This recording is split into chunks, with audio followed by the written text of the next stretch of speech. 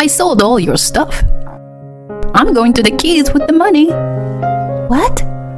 Why did you do that? Just for childbirth.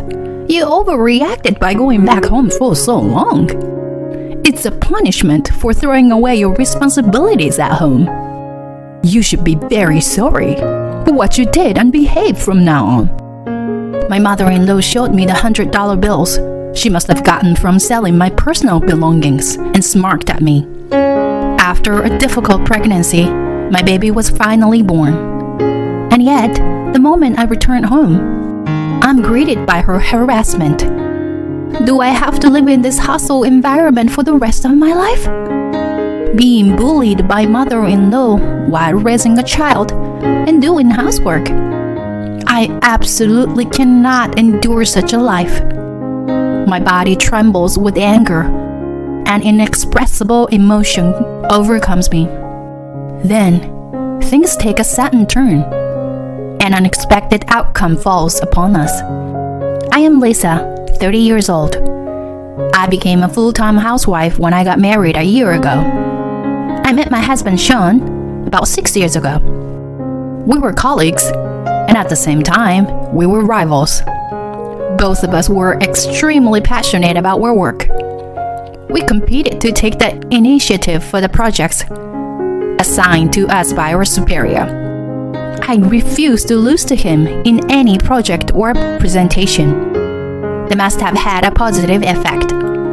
Before I knew it, we had gone from good rivals to good supporters. We were drawn to each other for the way we worked hard at our job.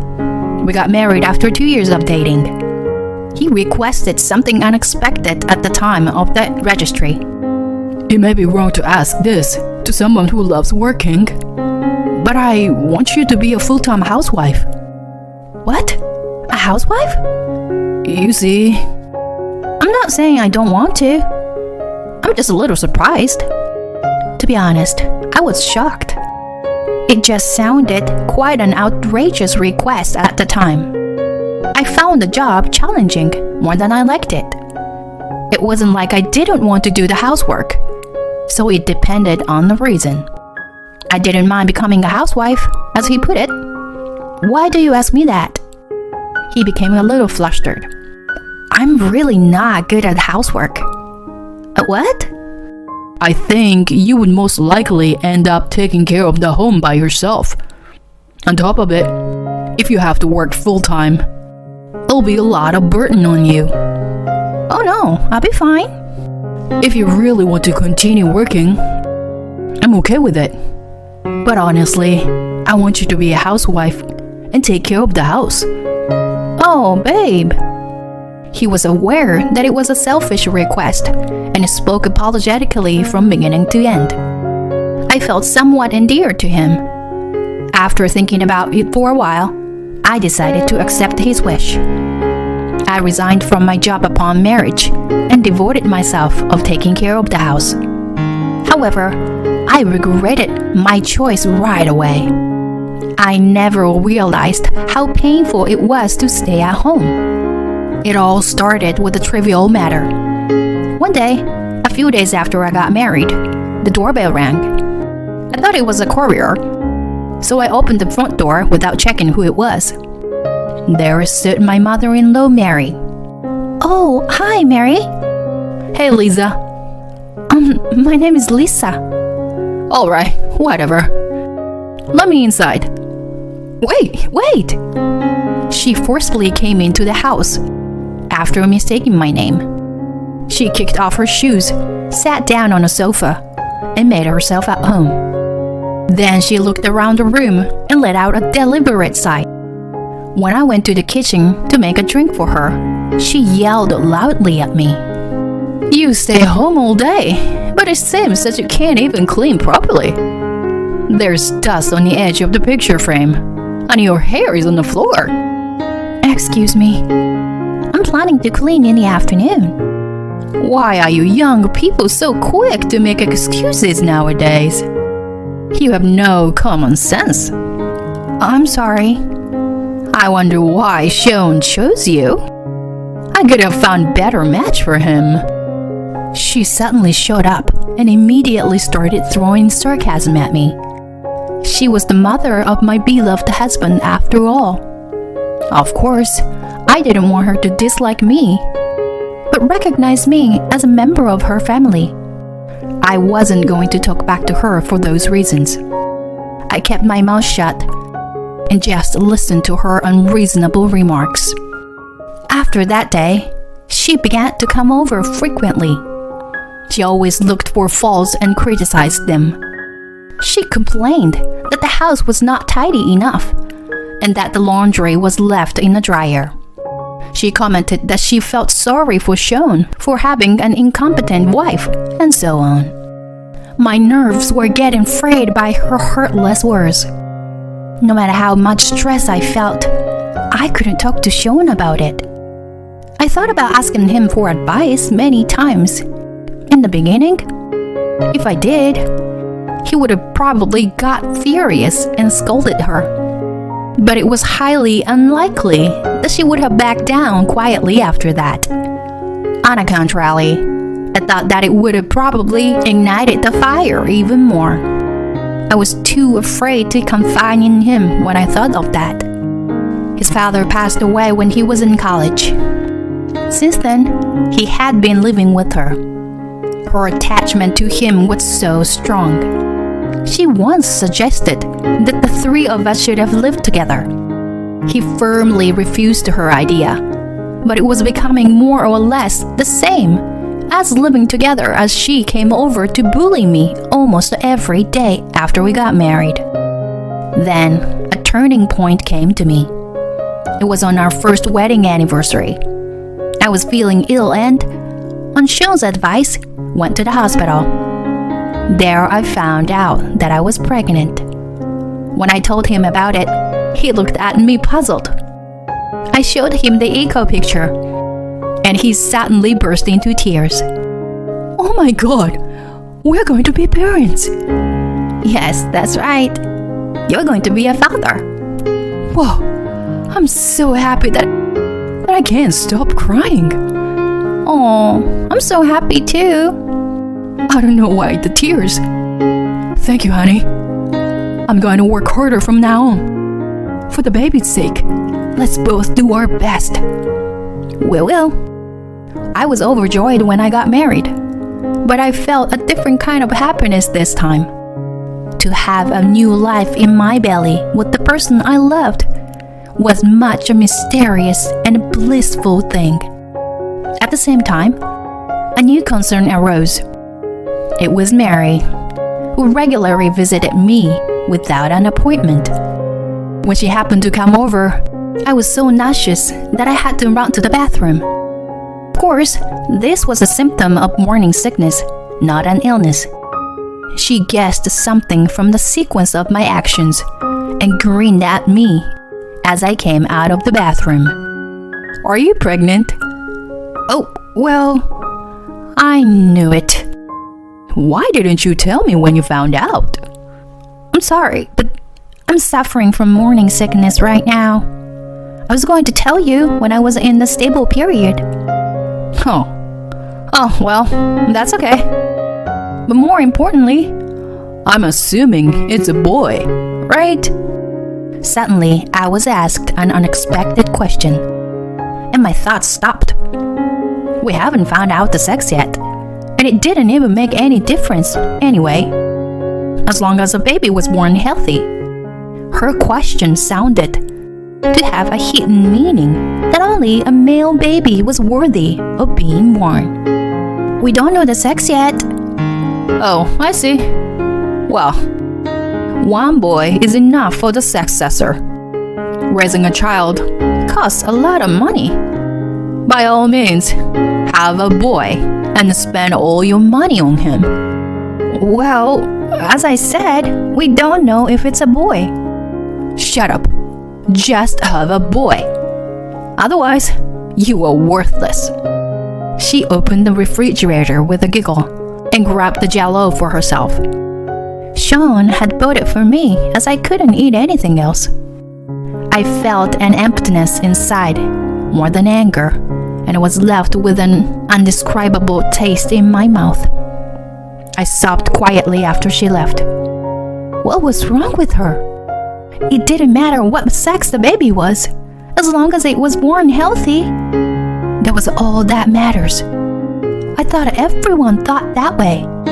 She had experienced childbirth and raising a child before me. How could she say such a thing without a care in the world? Then I was convinced.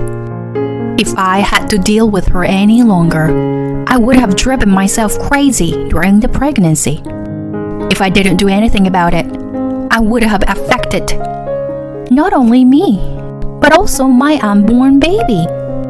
It wasn't a typical thing to go back to one's parents for childbirth. However, I told Sean that I wanted to return home because I was too anxious about my first delivery and decided to leave at 7 months pregnant. Mary complained that it was ridiculous and that I was abandoning my responsibilities at home, but I was not going to take any risk. Sean readily agreed, so I packed up and went back to my parents in another town. He visited me regularly, while I received numerous spiteful messages from Mary every day. You lack a sense of responsibility as a wife. I feel sorry for your child for having an incompetent mother like you. Have a boy and come back as soon as possible. And so on. All the messages sounded like I was doing something wrong. I felt nauseated every time I saw them, so I turned off the message notification and stopped looking at them. A few months later, I gave birth to a long-awaited first child. It was a girl. She was so adorable that I didn't care about the gender. Sean seemed to feel the same way. He held her in his arms and shed tears of joy. Thank you, honey. Great job. I can't wait to welcome you guys back home. I'm looking forward to a new life together. I'll put the crib together. And if there's anything else you need, I'll take care of it. Call me when you're feeling better. Thanks for everything, hon. Sean's work was in the midst of its busy season. He was working overtime every day. Although we regularly had video calls, it seemed he was bringing work home, too. Unlikely, his business trip coincided with my return, and my father had to drive me home. It had been a few months. What was different from when I left was that I was holding my beloved baby in my arms. However, I felt something weird once I was in front of the house. Sean was supposed to be away on a trip, but I felt another presence inside. I opened the front door with trepidation, and sure enough, the door was unlocked and the living room light was on. I slowly walked down the hallway and peeked into the living room. To my surprise, Mary was there. "What are you doing here?" She turned around to my voice, and then smiled wryly and slowly approached me. It's been a long time, Lisa. You're really useless to give birth to a girl. Answer my question. Why are you in my house? There's a duplicate key under the pot at the front door. I haven't told Sean, but I've been coming here regularly. That's trespassing. What's wrong with a mother visiting her son's house? She smiled condescendingly and pointed to my room. By the way, I cleaned up your closet. For what? What do you mean? I sold all your stuff. I'm going to the kids with the money I made. She took out a wad of $100 bills and waved it in front of my face. When I went to check my closet, I found my jewelry box emptied and all my designer's bags gone. I guessed that the bills had come from the sales of my things. I went back into the living room and shouted at her. How dare you? Why did you take my things without my permission? Why? Of course, it's because I don't like you. You don't even work, but you have expensive stuff. That's why I sold them all. But how could you go to such length? just for childbirth. You overreacted by going back home for so long. It's a punishment for throwing away your responsibilities at home. You should be very sorry for what you did and behave from now on." It was at the moment that my heart instantly shattered. What the hell? Why did I have to go through this hell? It was unforgivable. I didn't need to put up with her. My body trembled with anger, and the back of my throat flared up. My vision distorted, and her face, smiling fearlessly, crumbled. I was so enraged that I was about to scream my head off at her. At the moment, my daughter started crying, and I came back to myself. I could not stay there any longer. I opened the door to leave the living room with my daughter in my arms.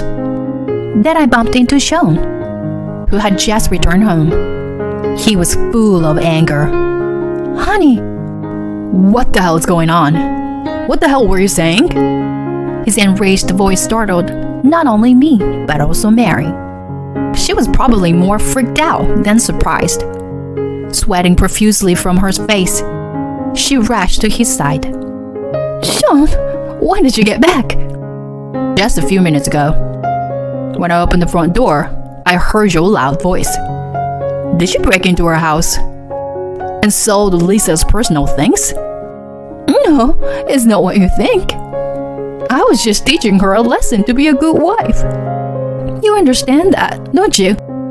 She gave birth to a girl. You must be upset too. What's wrong with the girl? Huh? She is still our baby, no matter what. Who the hell you think you are to tell us what's right and wrong? I am your mother. She raised her voice in grief, but the expression on his face didn't change. He continued to scold her relentlessly. In addition to trespassing, you are guilty of embezzlement by selling someone's property without permission.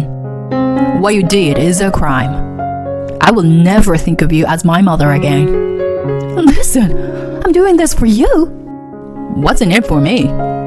I've never felt so much disgust for someone before. If you ever hurt Lisa again, I'll turn you to the police. Oh no, wait, Sean! Shut up. Get the hell out of here. He grabbed her arm tightly and pulled her towards the front door. She desperately resisted. When her eyes caught mine, she tearfully pleaded with me. Lisa, please help me. I didn't mean to hurt you. I just wanted to make you a good wife. I don't care if the baby is a boy or a girl anymore. Please tell him it's a misunderstanding. Even in such situation, it seemed that an apology was not an option for her. If only she would have apologized from the bottom of her heart, even just once, I would have thought about it. There was no way to save her at that point. I gave a death stare to the woman, who had conveniently begun to appeal to me. You don't care if it's a girl or boy? I don't need you to tell me that. An heir? What era do you think you live in? She was not born to be at your beck and call. I put up with your harassment for a long time, but I've had enough. I will never consider your family again. Don't even mention my name from now on. Even when we decide on the baby's name, we will never tell you. I won't even let you see her. I will not let someone like you, who enjoyed stepping on people's hearts, touch her. Now, get out of here and stay the hell away from my family. As soon as I finished, Sean pushed her out the door and threw her bag onto the street. She must have been in great shock. She was crying and apologizing for an hour in front of the house. Of course, we did not react at all.